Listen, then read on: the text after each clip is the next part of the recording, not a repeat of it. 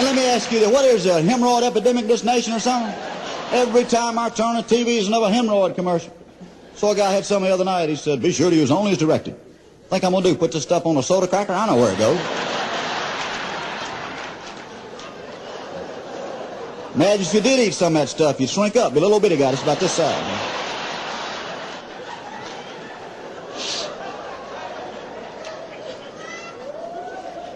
You remember when Jimmy Carter was in the White House, he had the hemorrhoids?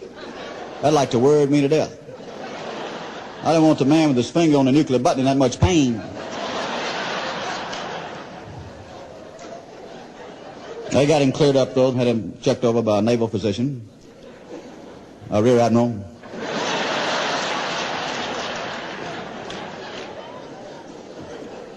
They got a new one out now, I really like, some of you may have seen this one. They got an old girl talking on television, she ain't a bad-looking old girl.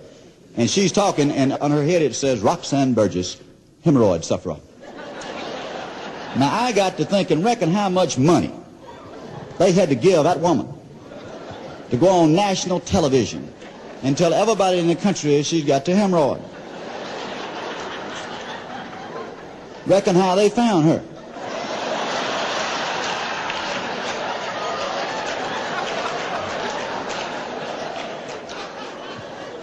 What'd they do? Go in the neighborhoods, knocking on doors, you know? They must have any kind of thing you hold tryouts for, we know that. I mean, how would you keep score?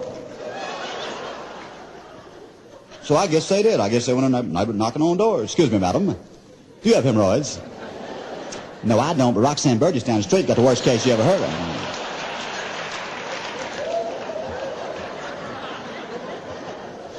But there is one classic, ladies and gentlemen. One hemorrhoid commercial classic goes in the hemorrhoid commercial Hall of Fame. You've all seen it where the guy comes out and says, Preparation H helps shrink hemorrhoids. Let me ask you something, ladies and gentlemen. Huh?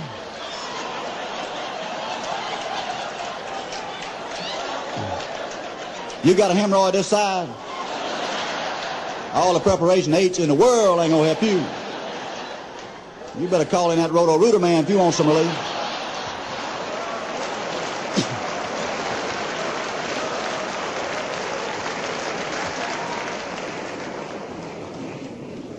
Bill Anderson brought me out here with the introduction that I'm American by birth and Southern by the grace of God. You can take that to the bank, I guarantee you. But, you know, the things that about the South, I worry about the South. You know, it's changing very much. In Atlanta, you know, it's changing everything. But, you know, I think the greatest way the South will live in our memories, you know, those of us who did grow up in the South. And that's the only thing I try to do in my books. You know, I want to keep the South alive and rekindle it. And sometimes, really, I think back about growing up in Moreland and realize how different it was. You know, I forget how old I'm getting, 38, and it's been a long time now since I was home. But, you know, I think the most precious memories that I have in this world are back from Moreland growing up. It were tough times in a little bitty town, 300 people, you know. We didn't have much going on there. And it was kind of, you know, it was different. It was different than it is today because, we were lacking a lot of things. Like, we didn't have a funeral home in Moreland at all. And when somebody died in Moreland, we had to take the body down to Hogansville, Georgia, about 15 miles down the road to McKibben Funeral Home. And they would do whatever you do to a body, and they'd send it on back, you know, and whatever. And this caused problems one time. In 1953, my boyhood friend and idol, Weyman C. Wannamaker Jr., a great American, was 13 years old. Ladies and gentlemen, he wasn't afraid of nothing. You know what I'm saying? Wasn't afraid of nothing in this world except one thing. That's dead folks. He believed in ghosts and haints and boogers and all them kind of things. 1953, Wayman's great uncle, Cleve Phillips, the Lord called Uncle Cleve home that year. Wasn't no sad thing. Uncle Cleve about 2 years older than baseball, you know what I'm saying? But the Lord called Uncle Cleve home, and Uncle Cleve was a humpback fella, bent way over, you know, like this. Got that from smoking. And when he died, they sent his body down to McKibben Funeral Home in Hogansville, Georgia, where the three McKibben brothers, all graduates of Georgia Tech, School of Funeral Engineering, had a little problem with Uncle Cleve. You see, every time they lay Uncle Cleve on his back in that casket, his feet would come up like this. And they'd mash his feet down, his back would come up. They messed with Uncle Cleve most of one Saturday afternoon trying to get him flat down that casket. Finally, the eldest of the McKibbins, Rabbit, summa cum laude graduate of Georgia Tech, got out his calculus book and done figured this thing out. He went down to a hardware store and got him a rubber strap out of hook on each end. Took it back over there to the funeral home, hooked this side to the casket, run this strap up on Uncle Cleve's little pin-on tie and his shirt and everything, and hooked Uncle Cleve on the other side and pulled that veil up there so you couldn't see it. He done strapped Uncle Cleve flat down in that casket. Sent that body back to Moreland. We had another thing in them days known as sitting up with the dead. In other words, you got a cool one in the living room, you just don't go on to bed and watch Johnny Carson, you know what I'm saying? Somebody got to sit up with that thing.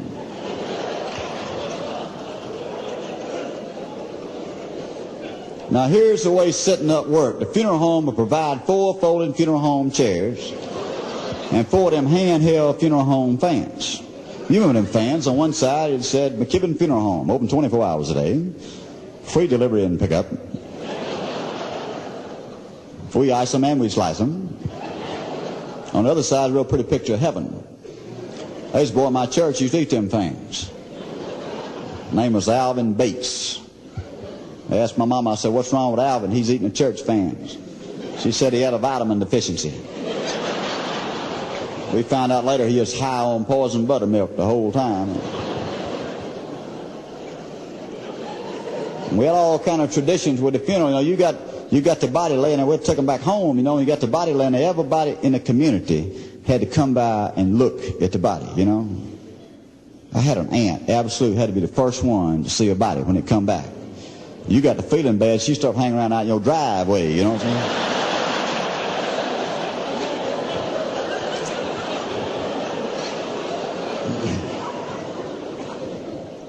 saying? Anyway, they sent Uncle Cleve's body back to Moreland.